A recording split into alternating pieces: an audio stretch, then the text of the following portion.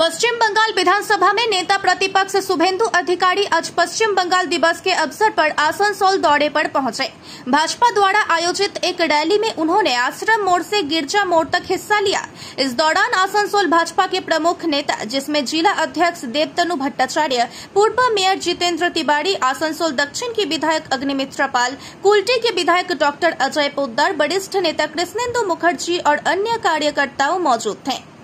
Rally के बाद शुभेंदु ने जनसभा को संबोधित किया और टीएमसी, ममता बनर्जी व अभिषेक बनर्जी पर तीखा हमला बोला।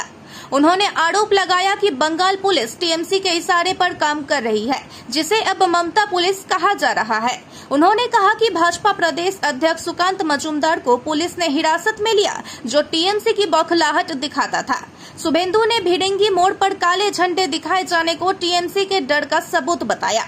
उन्होंने टीएमसी नेताओं, खासकर पश्चिम बर्धमान के नेता और उनके बेटे पर भ्रष्टाचार के जरिए करोड़ों कमाने का आरोप लगाया। ममता बनर्जी द्वारा बाढ़ के लिए डीबीसी को जिम्मेदार ठहराने पर पलटवार करते हुए शुभेंदु ने कहा कि ममता को पहले यह बताना चाहिए कि बाढ़ से निपटने के लिए सरकार ने क्या तैयारियां की थी। तो ভালো বোঝা যাচ্ছে যন্ত্রণার নাম শুভেন্দু অধিকারী, নাম্বার 1956। 21 সালে মমতাকে হারিয়েছি, 26-এ হারাবো। মুখার্জি স্ট্রিট তো ওটা মমতার সব কেনা, ওখানে কারোর বাড়িতে কেউ আমন্ত্রণ করলেও যেতে পারবে না। এর আগের দিনও মহেশতলার ঘটনার প্রতিবাদ করতে গিয়ে আজকে অন করেছো ডাক্তার রজত বাবুর সঙ্গে তার ইনভাইটে মিট করতে গিয়ে করেছে। এটা औरंगजेब जैसे काटा था निर्ममता का सहित, आप लोग को काटेगा ये लोग। हम लोग भी काट सकते हैं। गोटा महाराष्ट्र जुड़े जय शिवाजी जय भवानी स्लोगने छत्रपति शिवाजी महाराजेर माटी থেকে गेरुआ ध्वज उठलो। दिल्लीते 27 বছর পরে फ्री फ्री फ्री, একদিকে মোদিজি, একদিকে অমিত শাহজি, একদিকে যোগীজি, একদিকে নাড্ডাজিরা প্রচার করলো। আমরাও বাঙালি পড়ায় গেছিলাম, অগ্নিমিত্রা পাল মহোদয়াও গেছিল, সুকান্ত বাবু সুভাষ সরকারও গেছিল। আমরা সবাই মিলে কাজ করলাম। 27 বছর পরে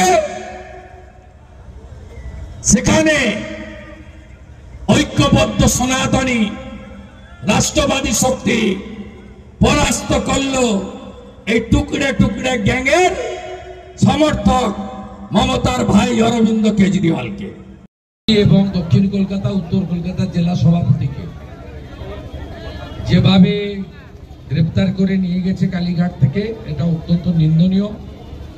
এবং তাই তারা রাজ্য সভাপতি, ভারত সরকারের রাষ্ট্রমন্ত্রী সুকান্ত বাবু, একজন ডাক্তার, অত্যন্ত প্রথিতযশা ব্যক্তিত্ব, যিনি লন্ডনে মমতা ব্যানার্জির চিটিংবাজির বিরুদ্ধে প্রতিবাদ করেছিলেন, তার বাড়িতে তার আমন্ত্রণে দেখা করতে গেছিল।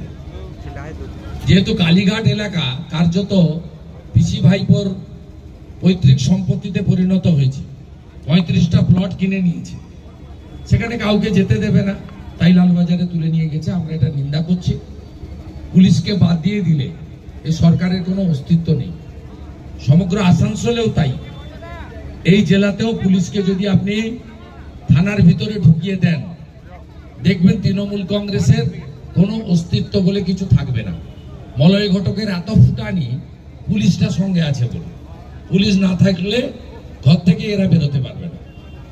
তাই পশ্চিমবঙ্গ পুলিশকে এখন সবাই মমতা পুলিশ হিসেবেই ডাকে।